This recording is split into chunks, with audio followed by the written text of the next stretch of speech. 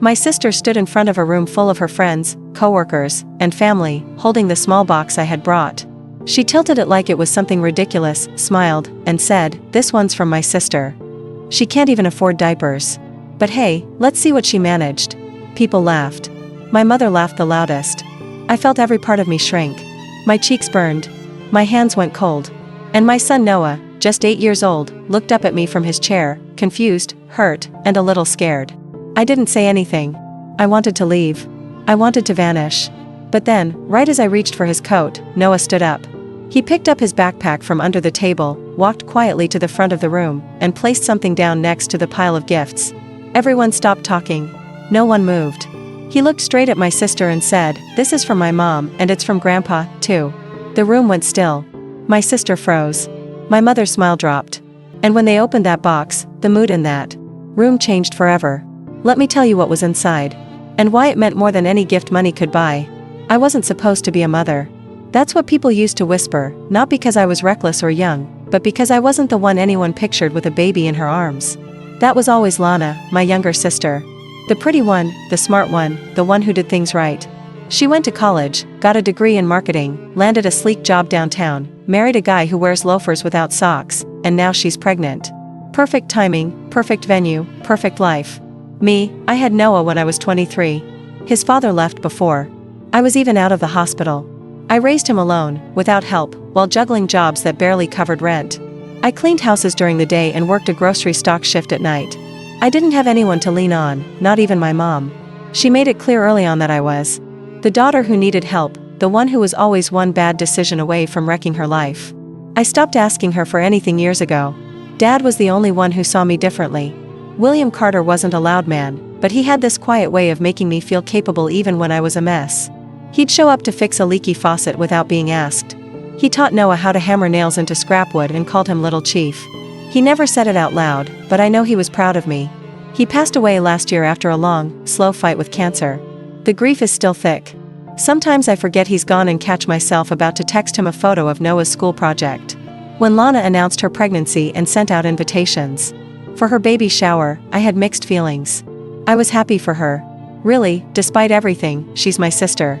I wanted to show up, support her, and maybe feel like I was part of the family again, even just for an afternoon. I wasn't expecting warmth, but I wasn't expecting cruelty either. Noah was excited. He asked if we could bring a gift. I told him we would, even though I wasn't sure how I'd make that happen. Our budget didn't include extras, but I had a soft blanket I had crocheted years ago when Noah was a baby. It was still in great condition, folded in a storage bin. I washed it, wrapped it neatly, and added a handwritten note. It wasn't store-bought, but it was from the heart. I hoped she'd see that. The day of the baby shower, I put on my best jeans and a clean blouse. Noah wore his button-down shirt and khakis. We took the bus. The shower was held at a fancy event hall outside the city. Glass walls, floral centerpieces, catered brunch. Everything screamed money. When we walked in, people barely glanced at us. Lana was glowing in her designer dress. She was surrounded by tall women in heels, laughing over mimosas. I spotted my mom near the food table. She waved us over but didn't hug me. Just a tight smile and a glance at our small gift bag. "Oh, how sweet," she said flatly. Noah hugged her and she ruffled his hair before turning back to a conversation with one of Lana's friends. We sat at a side table. I poured Noah some punch and tried not to notice how no one joined us. I reminded myself we weren't there for anyone else. We were there for Lana. Eventually, Lana stood up to open presents. People clapped and oh-oh'd at every fancy bottle, warmer, and luxury diaper bag. When she got to our box, I saw her glance at the tag. Her lips curled into a half-smile I recognized too well. She held the box in one hand like it weighed nothing and said, "This one's from my sister. She can't even afford diapers, but let's see what she managed." It hit like a slap. I froze. There were laughs. My mother was one of them. I felt a rush of heat crawl up my neck. Noah was staring at me. I didn't want him to see me cry, so I just smiled at him and said, "It's okay, sweetheart. Let's get ready to go." But Noah didn't move. He just kept staring at the front of the room. Then I watched him reach down and pull something out of his backpack. At the time, I didn't think much of it. I figured it was a drawing or a toy. I didn't know what he was planning. I didn't know that he had been holding on to something I didn't even realize we still had. And I certainly didn't know that my son, 8 years old and barely tall enough to reach the gift table, was about to change everything. Noah stood up from his chair with a quiet determination I didn't recognize. He reached into his backpack and pulled out a small box wrapped in plain brown paper. It looked nothing like the shiny, glittery gifts stacked around the room. I called his name under my breath, but he didn't even glance back. He just walked steady and straight toward the front. People started noticing. Conversations dropped into murmurs, then into silence. Lana paused mid-laugh as she turned and saw him. My mother tilted her head with a confused smile, the kind people give kids when they're not sure what they're about to do.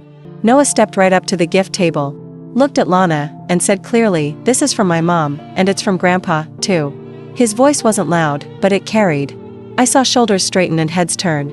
Lana's mouth opened slightly like she was going to respond, but nothing came out.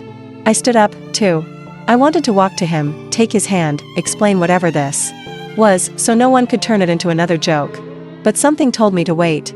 Lana looked down at the box. It was small, barely big enough to hold a pair of socks.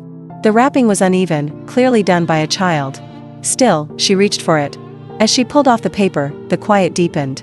Inside was a folded piece of stationery and an old silver rattle, tarnished, worn, but beautiful. The kind of thing you don't see in stores anymore. Lana held it up, confused, then looked at the letter. My mother leaned in to read over her shoulder. I could see her eyebrows lift as she scanned the page. The letter was written in my father's handwriting. That hit me in the chest like a hammer. I hadn't seen that rattle since we packed up Dad's things after the funeral. I thought it had gone into storage or maybe even been donated. I had no idea Noah had kept it. And I definitely didn't know about the letter. My mom took the paper from Lana's hands and began reading it out loud. To my next grandchild, she read. Her voice cracked. On the word next, people shifted in their seats. Some of Lana's friends were now leaning forward, their laughter replaced by stillness. I may not be around to meet you, but I wanted to give you something. This rattle has been in our family for 3 generations. I gave it to my daughter Celine when she had her son. Now it's yours. I watched as Lana's hand slowly lowered. She was staring at the rattle again. My mother continued reading. Family isn't about who has the biggest house or the most money. It's about who shows up, who sacrifices, who forgives. I hope when you grow up, you treat people with kindness, no matter what they have or don't have. You'll learn soon enough gifts come in many forms. By the time she finished, you could hear the air conditioning humming through the ceiling. That's how quiet the room had become. Lana was pale, her fingers curled tightly around the letter. My mother didn't look at me, but I saw the way she blinked. Fast and sharp, as if trying to hold something in. Noah turned to look at me. I smiled, but I was still frozen. My throat was tight, and my hands trembled. I had brought a recycled blanket to a baby shower full of money. But my son brought something no one could match. Our history, our heart, our truth. I didn't know what to do next. Apologize? Take him and leave? But before I could move, Lana did. Something I didn't expect. She stepped around the table and walked over to Noah. Then in front of everyone, she knelt and hugged him. Not a polite pat, not a performance, a real hug, one that held on. Thank you, she said softly. I didn't know. He left something like this. I didn't know. Noah nodded once and walked back toward me. I crouched to hug him, and when I held him, it was like something inside me cracked open. Not in a painful way, more like a dam finally giving way. There wasn't applause. There weren't more jokes, just silence and then quiet conversation and, finally, a strange kind of peace. I didn't expect to be respected that day. I just didn't want to be humiliated. But my son, he reminded everyone, including me, what it means to show up with love, even when the world doesn't make space for you. After Noah handed over that box and the letter was read, I stood there like the ground had shifted beneath me. I wasn't embarrassed anymore. I wasn't angry. I was stunned. Because while I had been trying to survive, my son had been watching everything, taking it all in, and quietly planning to protect me in a way I didn't think an 8-year-old could. The hug from Lana had come and gone. The tension in the room had drained out, replaced by a thick, awkward quiet. I sat back down and pulled Noah close. He didn't say anything. He just leaned his head against my shoulder and let me hold him. I should have been proud in that moment. And I was. But there was also something else. Guilt. Not because of anything I had done wrong, but because I realized how often I had underestimated both of us. I had been so focused on getting through each day that I forgot we had more to offer than struggle. Noah reminded me that our value didn't need to be proven by how much we had or how polished we looked. As people started to chat again, I kept thinking back to the letter, that rattle, the things I had left behind in a box when we cleaned out my father's room. I remembered that day clearly. My mother had barely spoken. Lana didn't stay long. It was Noah who helped me carry things to the garage. I hadn't noticed at the time that he had taken the rattle and the letter. He must have found them in one of the drawers. I never asked and he never told me. Later that night, I asked him why he brought the gift without telling me. We were sitting on his bed. He was in his pajamas, his stuffed dinosaur under one arm. "Because you always give people everything, Mom, and they don't see it," he said. I wanted them to see it this time. I didn't cry right then. I just kissed the top of his head and sat with him until he fell asleep. But I couldn't stop thinking about what he said. It echoed inside me louder than anything Lana had ever said. That night, I stayed up going through old photos and cards. I found more letters from my dad, scribbled notes in the margins of newspaper clippings, doodles he'd left in the corners of envelopes. He'd written my name more times than I could count. I had spent years thinking I wasn't enough. But here it was, evidence that I had always mattered to someone. The next morning, I made a decision. I wasn't going to hide from my family anymore. I wasn't going to pretend like I didn't care about how they treated me. I was going to show up. Differently for myself and for Noah. I called my mom that afternoon. She answered with her usual clipped voice. "I wanted to say thank you," I told her, "for reading the letter." She was quiet. Then she said, "I didn't know he wrote that." I didn't either, but he did, and Noah saved it. There was another pause. Then, softly she said, "He's a good boy." "He is, and I'm doing my best to raise him right." "I know," she said. And that was the first time in years I believed she meant it. I didn't expect a complete change overnight. I didn't expect her to suddenly become the kind of mother who hugs and says sorry. But I knew something had shifted. She heard my father's words as clearly as I did. And maybe for the first time, she saw me the way he always had. Lana texted me later that week. She said she'd kept the letter and the rattle on the baby's dresser. She thanked me again, said she wanted her child to know about our father. I didn't press for more. That was enough. But more than anything, I felt different. I looked people in the eye again. And not because anyone else had given me permission, but because my son had. He reminded me who I was, what I came from, and that the love we carry, even when it's quiet and hidden in plain brown paper, has a weight that no one can laugh away.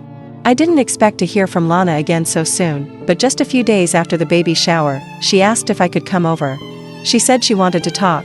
No emojis, no awkward exclamation points, just a plain message with a time and address.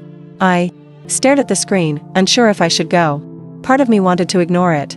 I was tired of making the first move, tired of showing up to places where I wasn't welcome. But this time, it felt different. Not like a demand, but an invitation. So, I said yes. I brought Noah with me. When we arrived at her apartment, the place smelled like cinnamon and vanilla, like she had tried to make it warm on purpose. There were baby clothes folded neatly on the couch, a crib against the wall, and on the dresser near the window, I saw it. My father's rattle and his letter now framed and upright like something sacred.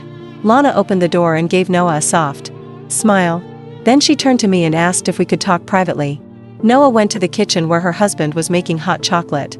I followed her into the nursery. She sat on the edge of the bed and rubbed her hands together. For a moment, she didn't speak. Finally, she said I was cruel at the shower.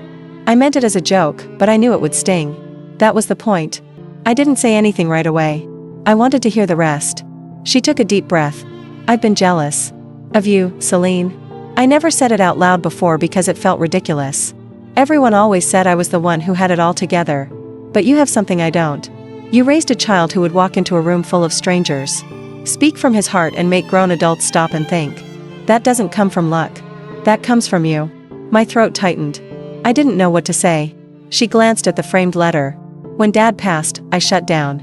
I didn't want to admit how much I needed him, but I think I hurt you worse because I tried to pretend like he never favored anyone.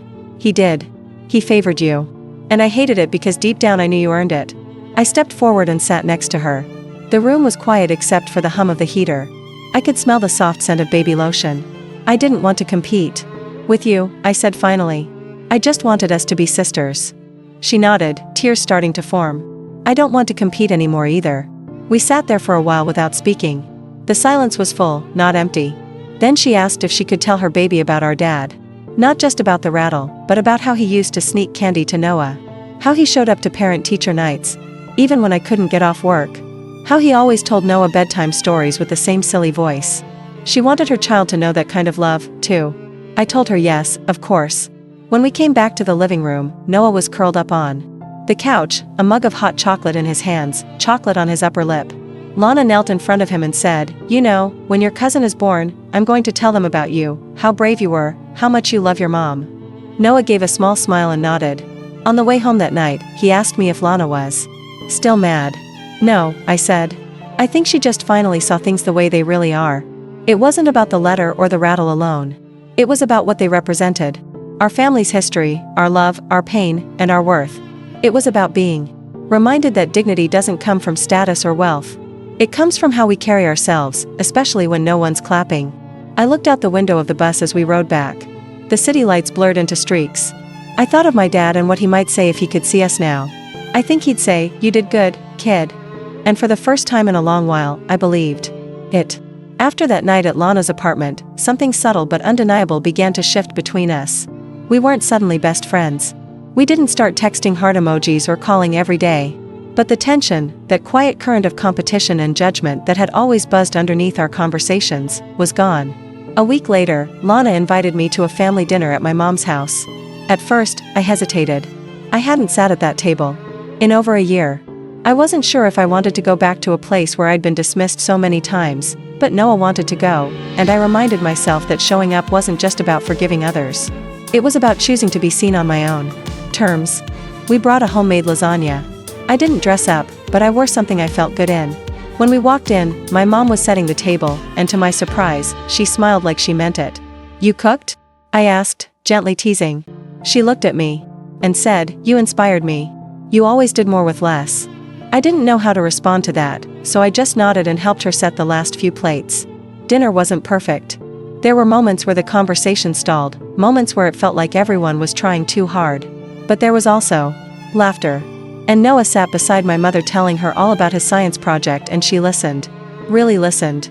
Later that night when we got home, Noah asked, "Are we a real family now?" That question hit me harder than anything else. "Yes," I said. "We always were. But now I think they're finally starting to see it, too." The truth is, for years, I carried shame I didn't deserve. I measured my worth against everyone else's achievements, thinking I was behind, that I'd failed somehow. It's easy to believe that when the world rewards perfection and money and status. But what I learned, what Noah reminded me, is that love, real love, is not measured in price tags or applause. It's measured in presence, in effort, in the quiet things you do when no one is watching. My father knew that. He didn't raise me with big speeches or expensive gifts. He raised me with patience and faith. When he left that letter and that rattle behind, he wasn't just giving something to the next baby in the family. He was passing down a value, a truth, a reminder that some things are too important to be forgotten or buried in bitterness. In the weeks after the baby shower, Lana and I talked more. Slowly, carefully, we started rebuilding. She asked questions about my life that she'd never cared about before. She came to know his school play, brought her husband, even stayed afterward to take us out for ice cream. I still don't know if our relationship will ever be effortless, but it's becoming honest, and that's more than I ever thought possible. My mom, too, has changed in small ways. She's softer with Noah now. She asks me how I'm doing without it sounding like an obligation. Sometimes she still says things that sting, but I've learned to call it out. And she listens. That's new. But the biggest change wasn't in them. It was in me.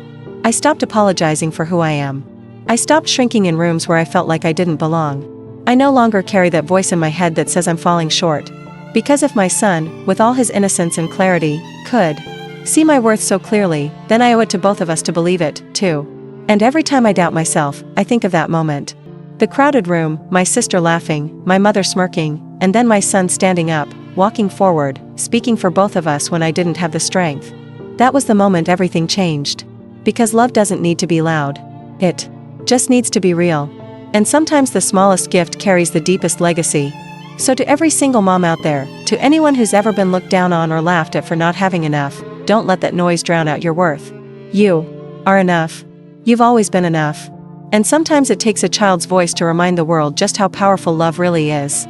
If this story moved you, if you've ever felt overlooked or underestimated, or if you've ever had someone in your corner when no one else believed in you, take a second to like this video. Share it with someone who needs a reminder that quiet strength and real love matter more than anything. I'd love to hear your thoughts. Have you ever had a moment where someone stood up for you when you couldn't? Drop a comment below. I read everyone and your stories matter here. And if you want more true stories that dig deep into what makes us human, family, forgiveness, growth, make sure you subscribe to the channel and turn on notifications so you don't miss the next one. Thank you for being here. You are seen and you are valued. Until next time.